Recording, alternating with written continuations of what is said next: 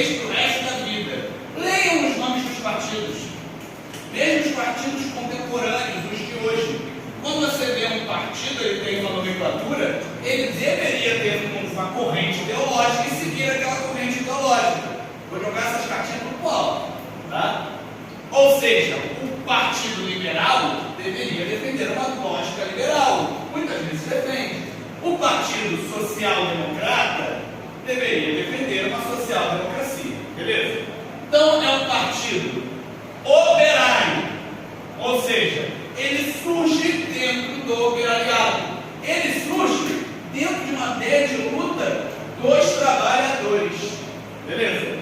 Lembrando que a Rússia, ela se industrializa de forma tardia e essa industrialização é concentrada principalmente em São Petersburgo e Moscou.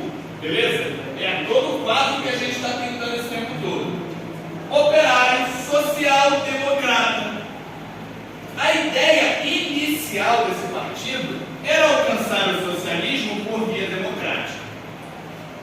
Na Rússia, os seus líderes vão ser alguns dos membros que vão formar as soviets, as primeiras soviets mais importantes, as soviets de Petrogrado e etc. Tá?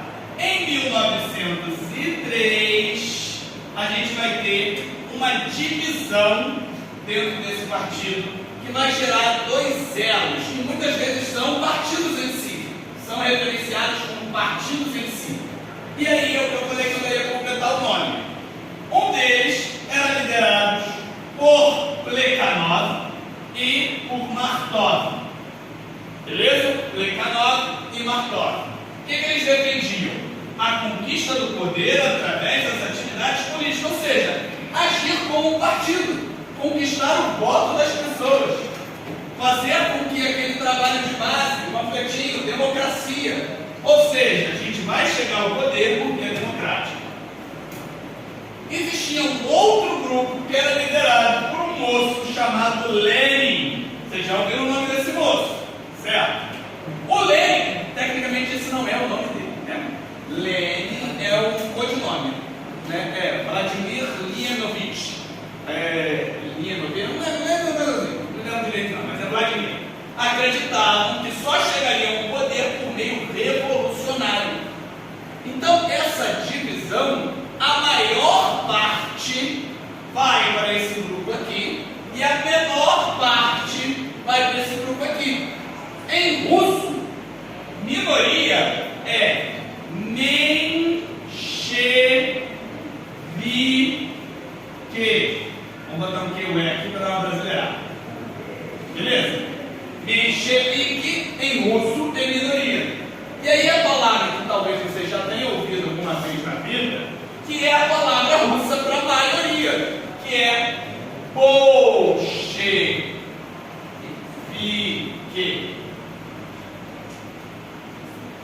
Quem é que vai fazer o processo revolucionário? Em grande parte, o bolchevique. Por isso que a gente vai ver que é uma revolução bolchevique. Muitas vezes a gente vai usar esse termo, bolchevique. Tá? Por quê? Você vai ter uma disputa entre mencheviques e bolcheviques. Agora, quando a gente fala de comunismo, a gente está falando do trabalho do Karl Marx e do Engels, certo? E eles estavam trabalhando numa noção onde um país muito industrializado, controlado por uma burguesia organizada, conseguiria fazer o seu processo revolucionário. E qual é o grande problema que a gente está pintando desde o começo? A Rússia não é industrializada. Ela começou o seu processo de industrialização ontem, há pouquíssimo tempo. E essa industrialização é muito restrita. Segunda coisa, a Rússia não passou por uma revolução burguesa. O que é uma revolução burguesa? São as revoluções que a gente aprendeu ano passado, a partir do iluminismo. A Revolução Francesa faz o quê? Depõe o absolutismo e a burguesia passa a tomar o poder. A Revolução Inglesa, a Revolução Gloriosa, faz o quê? Depõe o absolutismo, a monarquia passa a ser constitucional e quem exerce o poder é essa burguesia organizada. É a partir dessa Revolução Burguesa que você vai ter o processo de industrialização dessas grandes nações.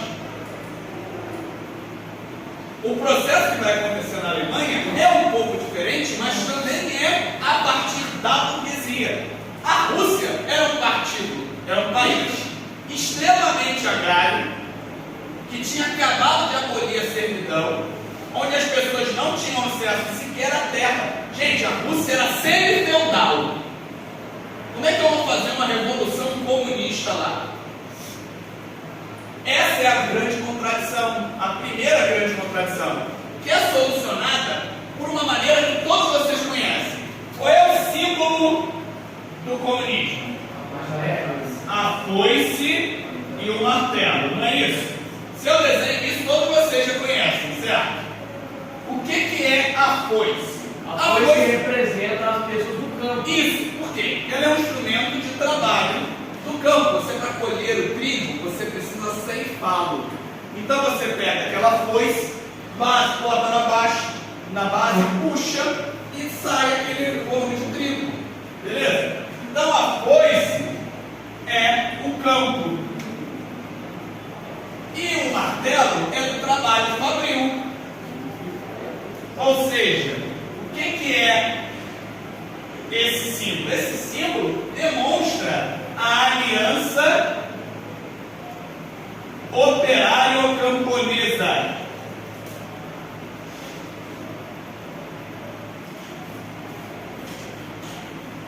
E ela vai indicar que é necessário fazer essa junção para poder fazer o comunismo acontecer nas condições específicas da Rússia.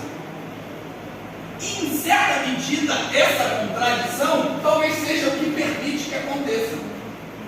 Por quê? Porque ao passo que você não tem uma burguesia organizada, essa burguesia também não tem força para poder oprimir essa ação. Entenderam? E aí, o que você vai ter acontecendo? Uma possibilidade, porque você não tem uma burguesia organizada. Ao mesmo tempo, você não tem industrialização suficiente. É aí que a gente tem a ideia do Trotsky. Trotsky, você já ouviu falar? Trotsky é um grande nome. Ele começa como um menchevique, depois ele passa a ser um bolchevique. Beleza? Depois do movimento da Revolução, Trotsky chega com a ideia de fazer uma revolução permanente. Ou seja, que primeiro você precisa já no poder industrializar e revolucionar a indústria, como se a gente tivesse que fazer uma revolução burguesa sem burguesia, para depois chegar ao comunismo. Então é essa noção que Trotsky vai começar. Entenderam? É importante compreender esses dois partidos, porque é a partir de semana que vem que eu vou entrar com a ideia de fato das duas revoluções que vão acontecer. Quanto tempo eu ainda tenho? Não se preocupe, eu gravei para vocês a aula. Pode dar sorte.